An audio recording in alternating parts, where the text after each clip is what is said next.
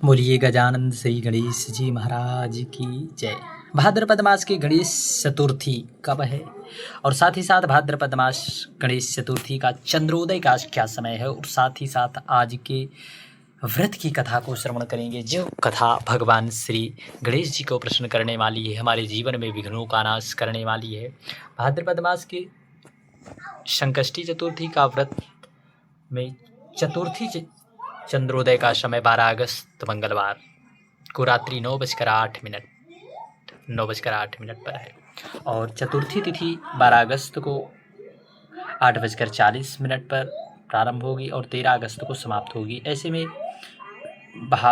भादो माह की संकष्टी चतुर्थी 12 अगस्त को ही मनाई जाएगी। आइए बड़े भाव से इस कथा को श्रवण करते हैं। बोलिए गजानंद श्री गणेश जी महाराज की जय। विघ्नों को नाश करने वाले, विघ्न को दूर करने वाले, हमारे जीवन के विघ्नों को नाश करने वाले भगवान गणेश जी की यह कथा श्रवण करते हैं। सर्व संकट हारिणी संकट चतुर्थी हर माह में कृष्ण पक्ष की चतुर्थी तिथि को मनाई जाती है।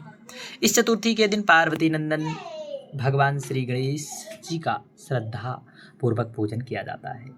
इस व्रत के प्रभाव से मनुष्य सभी संकेतों से मुक्ति पा जाता है। भाद्रपद मास में आने वाली संकष्टी चतुर्थी भगवान गणेश जी के एकदंत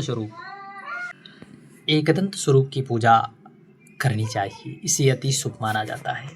आइए कथा का आरंभ करते हैं।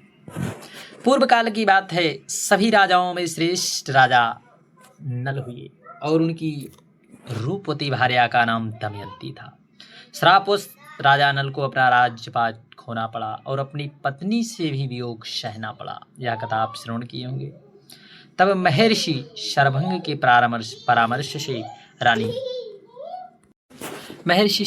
परामर्श से रानी दमयंती ने इस महासंकट विनायक चतुर्थी का व्रत किया और अपने पति को प्राप्त किया। श्रापग्रस्त राजा नल के ऊपर विपत्तियों का पहाड़ अचानक से टूट पड़ा। एक दिन डाकुओं ने राजा के महल में जाकर सारा धन, गजशाला से हाथी, घुड़साल से घोड़े चुरा लिए तथा पूरे राज महल को अग्नि से जला दिया। वही राजा नल भी अपना राजपाट जुए में हार चुके थे। असहाय राजा नल अपनी पत्नी के संग वन में प्रस्थान कर चुके थे। तब श्राप के प्रभाव से राजा नल और रानी दमयंती का वियोग हो गया। अब दोनों एक दूसरे के वियोग में वन में अकेले देशाटन कर रहे थे। तभी वन में विचरण करते हुए एक दिन रानी दमयंती को महर्षि शरभंग जी के दर्शन होते हैं। कहते हैं नहीं, जब कष्ट को दूर भागना होता है, जब विपत्तियों को दूर भागना होता है, तो कहीं ना कहीं किसी ना किसी रूप में भगवान किसी ना किसी को भेज ही देते हैं। तब महर्षि शरभंग अपनी योग साधना से में लीन थी। रानी दमयंती अत्यंत पीड़ा में महर्षि शरभंग के समक्ष उपस्थित हो गई और मन ही मन प्रणाम कर प्रार्थना करने लगी। तभी महर्षि अपनी साधना से बाहर आए और रानी दमयंती को अपने समक्ष पाया और मन स्मित से उनकी ओर देखने लगी। जैसे ही रानी ने महर्षि को देखा तो उनके चरणों में गिरकर विलाप करने लगी और प्रार्थना करने लगी, हे प्रभु, आप सर्वज्ञ हैं, आपसे कुछ भी छुपा नहीं है। आप भूत भविष्य वर्तमान तीनों को जानने वाले हैं। मैं अपने प्राण प्रिय पति के वियोग में यहाँ वन में भटक रही हूँ। कब अपने पति को प्राप्त कर पाऊंगी? कृपा करके यह बताने की कृपा करिए मुनि श्रेष्ठ। तब रानी दमयंती की करुणवाणी सुनकर महर्षि ने कहा, हे परम पतिव्रता, आप चिंता ना करें।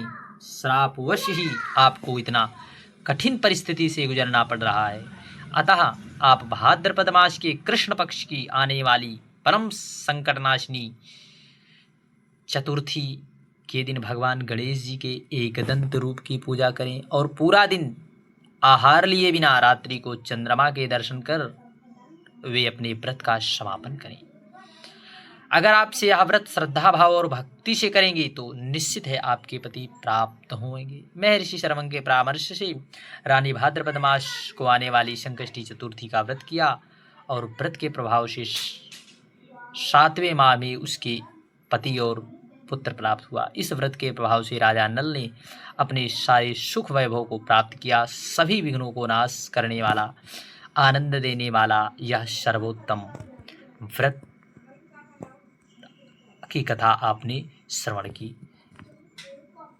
निश्चित है, यदि भक्त बड़ी श्रद्धा भाव से भगवान की कथा को श्रवण करता है तो उसके जीवन में सुख ज़रूर आता है। बोलिए विघ्नहर्ता भगवान श्री गणेश जी महाराज की।